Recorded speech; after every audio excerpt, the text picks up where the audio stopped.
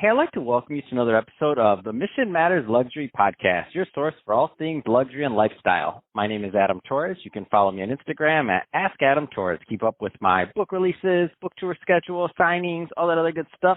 Always love to connect with you there. And as always, if you'd like to apply to become a co-author of one of my upcoming books, just head on over to the website, missionmatters.com, and click on Become an Author to apply. All right, so today I have Jillian Stewart on the line, and she's founder and executive director over at Surf and Turf Therapy. Jillian, welcome to the show. Hi, thanks for having me. All right, so excited to get into today's topic. So we're going to talk about the principles behind hippotherapy and surf therapy and why they work. But before we do that, let's go a little bit further into what you're doing over at Surf and Turf Therapy. Tell us a little bit more about your business, please. Sure.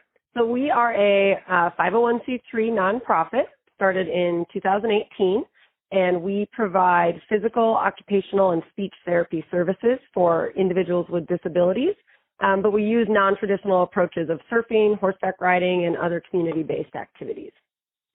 That's awesome, and I think that's a perfect transition. Let's just jump right into today's topic. So principles behind hippotherapy and surf therapy. I mean, where do you want to start with this one?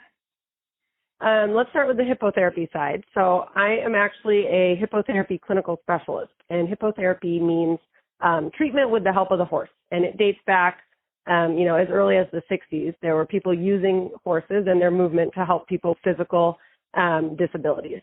And so the really unique thing about being on a horse is your pelvis moves in the same three-dimensional movements that it does when we're walking. So it moves forward and backwards, side to side, and it rotates. And we have been unable as therapists to replicate this in any clinical setting. You can't use a swing, a ball, a mechanical horse.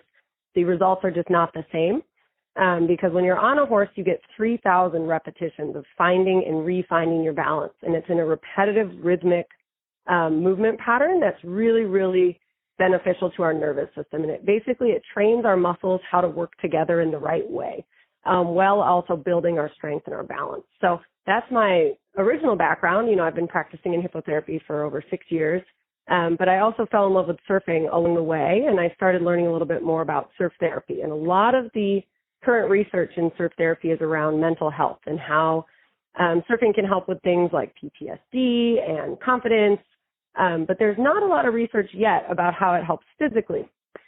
Based on my background with using the horses, I saw a lot of parallels between sitting astride a horse and sitting astride a surfboard as far as how physically it can impact our nervous system. So we use the surfboard with our patients with disabilities for very similar things. We work on stretching, we work on postural alignment, we work on their core strength and stability, their ability to follow directions, what we call regulation, so their ability to kind of keep their nervous system within what's considered a normal range instead of getting super excited or super underwhelmed. And so there's a lot of carryover between the two, which is really nice, and why we kind of married them together in surf and turf therapy. And we can work with, a variety of ages and a variety of disabilities using both of these forms of treatment. Wow, that's absolutely amazing. And it sounds like it's like just much more engaging, and it's just much more, fun. Not to take away the other part of it, but if I'm thinking about, my child or wanting to kind of bring them in to, get some help, it's like to be with the horses and to be out there in the water. It just sounds like it's a better experience. Exactly. A lot of these individuals who are living with lifelong disabilities spend hours and hours and hours each week in different clinical offices for different treatments and therapies and doctor appointments.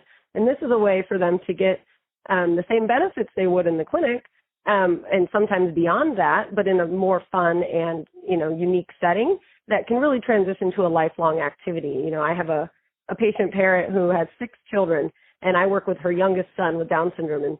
And she said, living down in San Clemente, I thought one of my kids would be a surfer, and none of them were into it. And now here he is. He's just the normal surfer of the family, and it gives them that sense of normalcy and pride watching their kids do these activities. So it's not only fun for the patients, but it's fun for the families as well. And we really encourage and support inclusion, and so we invite family and friends to join in sessions too. So we'll put a sibling on the surfboard next to their brother or sister, or we'll put a parent on a horse riding with their child. So we really want to emphasize fun, functional, and inclusion-based treatment approaches. So what are the because there's some people listening to this right now, and they're possibly thinking, hey, they're in that San Clemente area and they haven't really considered this. What are the right types of clients that you like working with? Like, what are typically the range, if you will? Sure. So we work with pretty much anyone age 2 and up.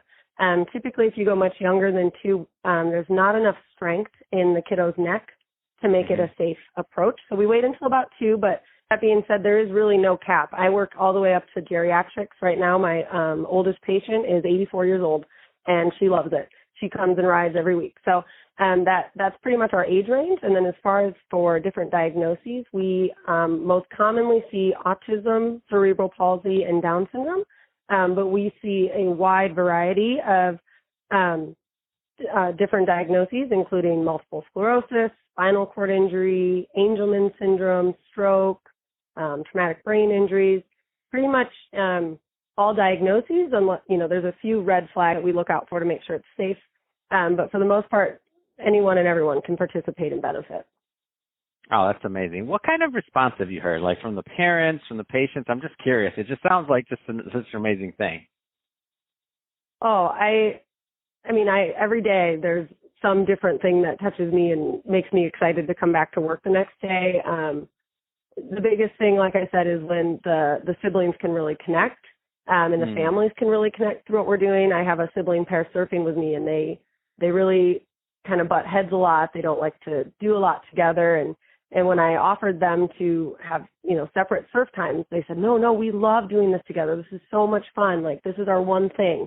So I really like just being able to bring together the community, whether it's the kids, the families, the volunteers, etc. Oh my gosh, what an amazing story. I love it. So Jillian, if somebody's listening to this and they want more information on surf and turf therapy, what's the best way for them to reach out and to connect with you and your team? Sure. Our website is just our name spelled out. So surf and turf, turftherapy.org. Our Instagram handle is exactly the same, surf and turf therapy. So those would probably be the best ways to reach out. There are direct links on the website for, a contact box that'll email me directly, and then I'll get back to you usually within 24 hours. Fantastic. Well, Jillian, really appreciate you coming on the show today and sharing more about your mission over at Surf and Turf Therapy. And to the audience, as always, thank you for tuning in. Hope you got a lot of value out of this. If you did, don't forget to subscribe to the podcast, leave me a review on the Apple iTunes Store. And if you're watching this on our YouTube channel, Mission Matters Luxury, definitely give us a subscribe there and leave us some comments in the video. Love to know what kind of projects and things that you're working on. And Jillian, thanks again for coming on the show.